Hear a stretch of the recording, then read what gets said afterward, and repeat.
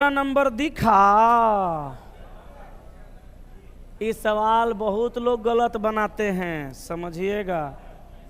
जिस सवाल में यदि लगा, समझिए एक नया कंडीशन दे दिया।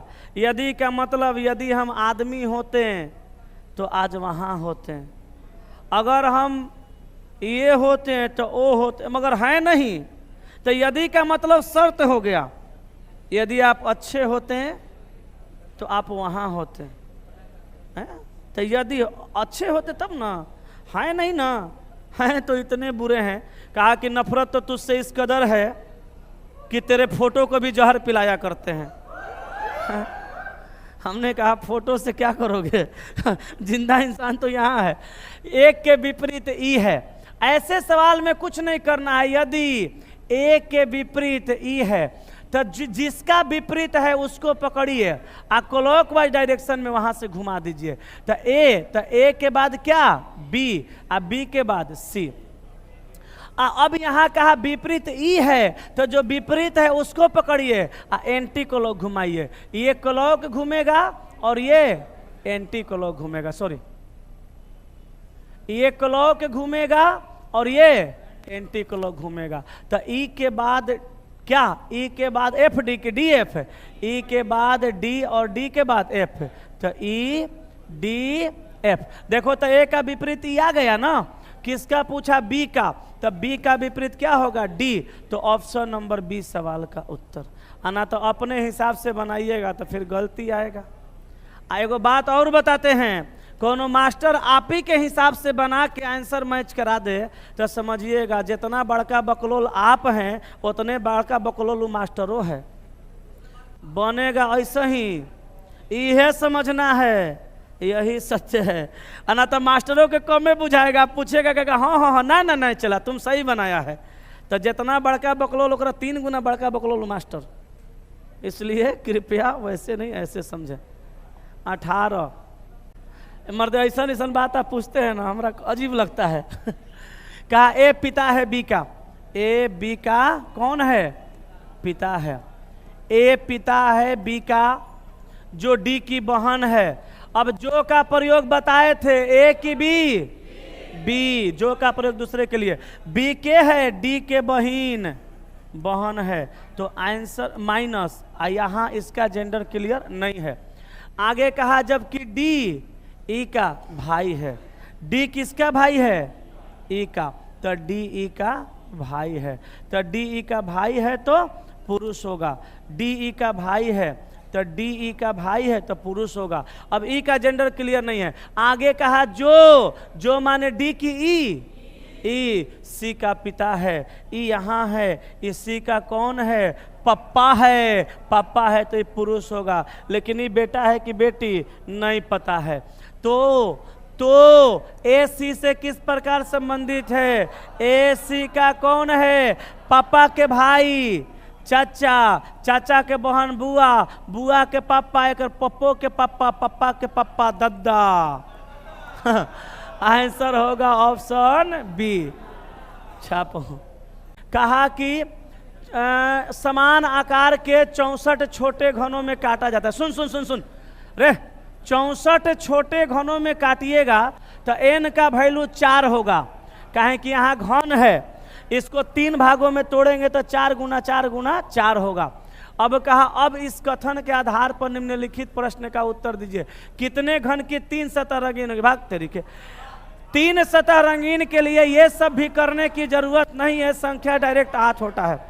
लेकिन ठहरो, 3 सतह के लिए तो संख्या 8 होगा, लेकिन अगर पूछेगा ऐसा घन जिसका एक भी सतह रंगा हुआ न हो, 0 सतह रंगीन पूछ देगा तब। तो याद रखिएगा 0 सतह रंगीन के लिए फॉर्मूला होता है n-2 का होल क्यूब। फिर कहेगा ऐसे घनों की संख्या जिनकी एक सतह रंगीन हो, तो एक सतह रंगीन का फॉर्मूला होता है 6 × n-2 का होल स्क्वायर। लिख लो, हमेशा 3 सतह वाला पूछेगा, अगर गारंटी ना है। अगला लिखो 2 सतह रंगीन। 2 सतह रंगीन बराबर फॉर्मूला 12 × n-2। और 3 सतह रंगीन का फॉर्मूला होता है 3 सतह रंगीन का फॉर्मूला नहीं होता है, इसकी संख्या हमेशा सदैव सदैव सदैव कितनी होती है? 8। यही वाला सवाल था, ये वाला आंसर। नेक्स्ट पे चलें। चलें, छापो छापो छापो, हटें, अच्छा हट जाते हैं, छापो, हो गया। चलें आगे। 5 सेंटीमीटर भुजा के एक रंगीन घन को 5 सेंटीमीटर के भुजा के छोटे घन में विभाजित किया गया। 25 सेंटीमीटर का घन है, 5 सेंटीमीटर में विभाजित किया, 5 हुआ। n बराबर वैल्यू 5। कितने छोटे घन ऐसे प्राप्त होंगे जिनकी कम से कम, अरे बाबा ठर फंसेगा तुम अब, कम से कम 2 सतह अवश्य रंगीन हो। तो 2 सतह रंगीन वाला का फॉर्मूला लगाना पड़ेगा, लेकिन आंसर नहीं बताओगे। 2 सतह रंगीन है कम से कम कहा तो तीनों सतह लेना पड़ेगा। तो 2 सतह रंगीन का फॉर्मूला लगाओ, 12 × n-2 तो 12, n के जगह 5 - 2 तो 12 × 36 प्लस 8, 8 3 सतह तो 36 4 40 4 44। Answer option b. चलिए भैया, कहा यदि नीचे दी गई व्यवस्था में सभी विशेष चिन्हों को हटा दिया जाए, चिन्ह माने सिंबल हटा दिया जाए, तो निम्नलिखित में से कौन सा x के दाएं से 10वें स्थान पे होगा?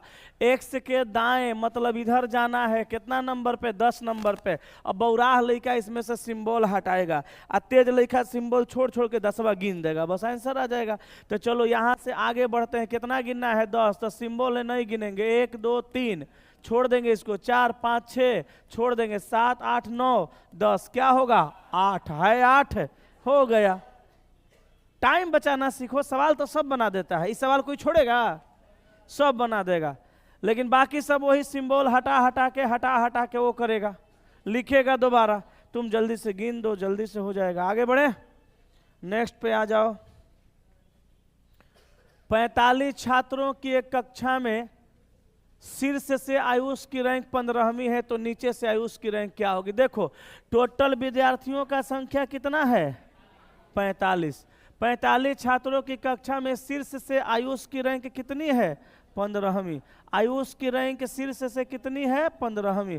शीर्ष से, अब सुनो, टोटल विद्यार्थी का संख्या दे दिया 45, और शीर्ष से आयुष का रैंक दे दिया 15, और नीचे से पूछ रहा है, कई बार बताए हैं कुल विद्यार्थियों का संख्या दे देगा, और एक तरफ से किसी का संख्या दे के दूसरा तरफ से संख्या पूछेगा, तो क्या करेंगे? घटा के, जितना दिया रहेगा घटा के एगो जोड़ देना है, आंसर आ जाएगा।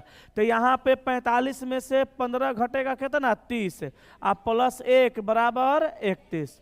अब समझने वाला बात ये भी है कि सर एगो जोड़ा क्यों गया? तो सुनिए, कुल विद्यार्थी का संख्या 45 और 15 नंबर पे घटा दिए, और 15 नंबर पे आयुष है, आप 15 नंबर को घटा दिए, एक मतलब आयुष को भी घटा दिए। ये जो 30 आया उसमें आयुष नहीं ना है, आयुष के बारे में पूछ रहा है, कहाँ से? अंत से। तो एगो ये जो जोड़े हैं, ये किसको जोड़े हैं? आयुष को जोड़े हैं, ठीक है।